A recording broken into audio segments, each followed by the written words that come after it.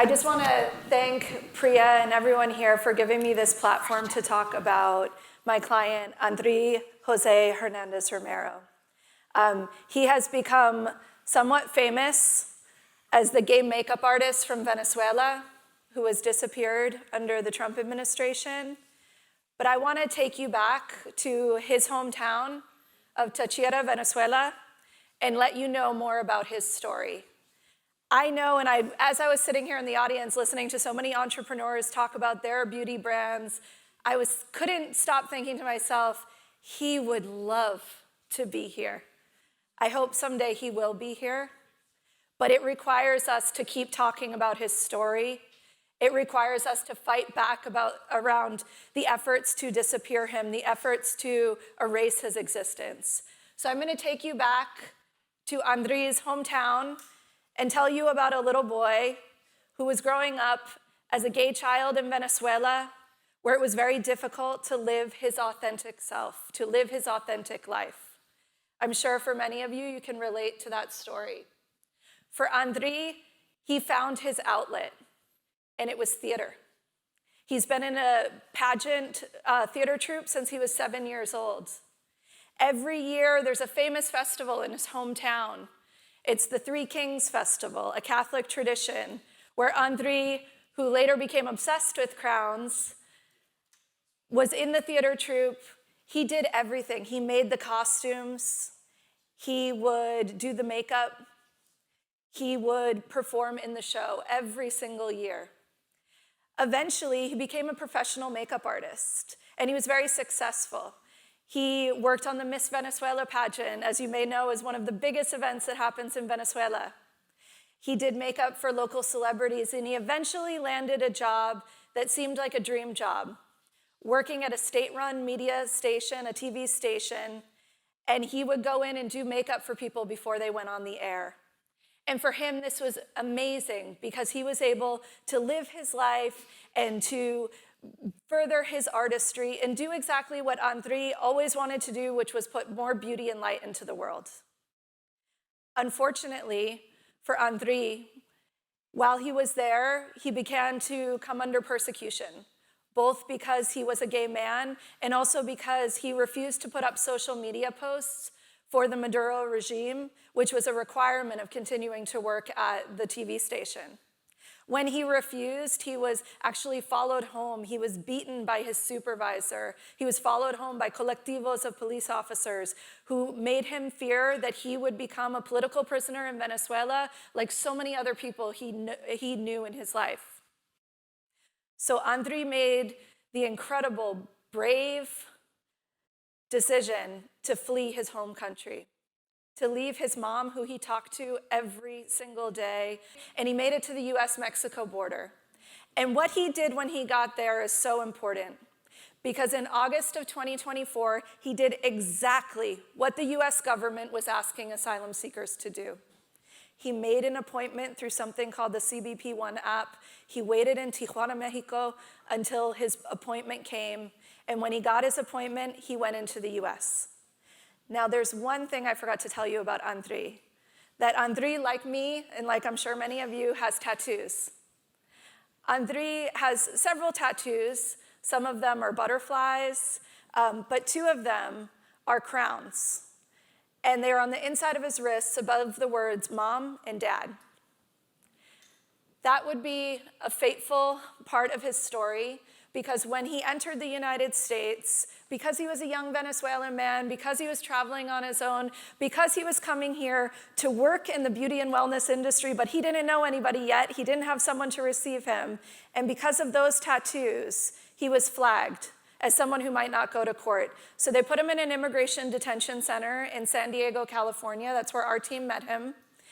While he was there, before we met him, he actually did the first part of an asylum case, which is an interview, and he passed. They said this person has a high likelihood that they will win their case. So his case was continuing on. We met him in December. We submitted his asylum application in court. We went to court with him. We got to know him even better. We learned that while he was in immigration detention, he actually came to one of his meetings one day with us and he said, I have this 19-page paper that I asked the guards to print out for me because I wanted to show you and I want you to show the judge. And it was a business plan. It was actually for a nonprofit that he wanted to start for other kids like him that wanted to do art, that wanted to be in the art industry, but who were, unfortunately, didn't have all of the tools that they needed to be able to do that. That's the kind of person that Andriy is. We never got to show a judge that business plan. In fact, we never got to have a day in court for Andriy at all. As part of the ongoing assault of due process in the United States, Andriy's story and what has happened to him is the pinnacle of that. And we want to make sure that everybody understands that Andriy's story we know because he was one of the few of the 240 men from Venezuela that were sent to the Secot prison in El Salvador who had a lawyer before he left.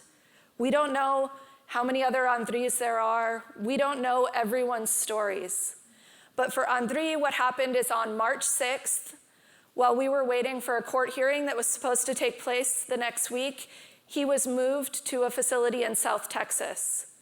The very next day was the first time the government ever said that they believed he was part of the transnational gang Tren de Aragua. What they did is they filed something in immigration court without us knowing what was to come the next week that said these two tattoos, which now that I've told you a little bit about Andriy, you can see were actually an homage to his theater troupe that he had been in since he was 7 years old and to his mom and dad. Those two tattoos meant that they believed he was a member of this gang. And less than a week later, when we went to court, Andriy didn't show up. We were desperately looking for him. This was on March 13th. The next day, we started hearing rumors that the Alien Enemies Act, an obscure law from 1798 that allows the US president to expel people if there's an invasion of the United States, was being used against Venezuelans, and that there was planes imminently leaving. We were desperately looking for Andriy. The last call he made that we know of was to his mom, and he told her, I think they're sending me back to Venezuela. That was March 14th. By the 15th, we could no longer find him on the ICE detainee locator. I watched the planes take off as I was listening to a court hearing in DC, hoping it would be stopped. The next morning, I found myself on President Bukele's social media feed, looking at the pictures, trying to find Andriy. Today is day 86. We've had no proof of life. The last proof of life we have for Andriy are these horrific Time magazine photos that we now know depicted him, that were shown on 60 Minutes, of him having his head forcibly shaved, being stripped naked by men with AK-47s, shackled at the ankles, and crying, saying, I'm a stylist, I'm gay. He didn't know why he was there. He didn't know where he was. Since that time, we have been able to make sure that Andriy's story is one that people are talking about around the world. We have literally received letters, emails, calls from people all over the world. His story's been featured on 60 Minutes, on Rachel Maddow, on Anderson Cooper, on all of these major platforms. I'm here today because what I think about Andriy's story is the moment that we stop talking about him, the moment that we stop talking about his story and others like him, is the moment that the Trump administration is successful in completing the disappearance of Andriy Hernandez Romero. This is not a case that sits in obscurity. I came here this morning from Los Angeles. I spent the last 2 days at an immigration detention center in downtown Los Angeles that we no longer even have access to. There are more than 200 residents of Los Angeles that have been picked up off the streets. I have watched masked agents in plain clothes push people into service elevators in the middle of federal buildings in downtown LA in the last 2 weeks. This is an all-out assault on the values that we hold as Angelenos, as Californians, as Americans. Andri's story has struck a chord with so many people because the truth is, his story is the embodiment of, if it could happen to him, it could happen to me, it can happen to you, it can happen to any one of us. It's why the rule of law is so important. It's why due process is so important. We talk about, as lawyers, due process, and people might not know what we mean. But what that means at its core is that you, if the government accuses you of something, you need to be able to defend yourself. You need your day in court. You need to be able to refute those allegations, especially when the punishment could be getting sent to a place like the Secot in El Salvador, where the president and prime minister have bragged no one leaves except in a coffin. Everyone here can help us by continuing to share Andri's story.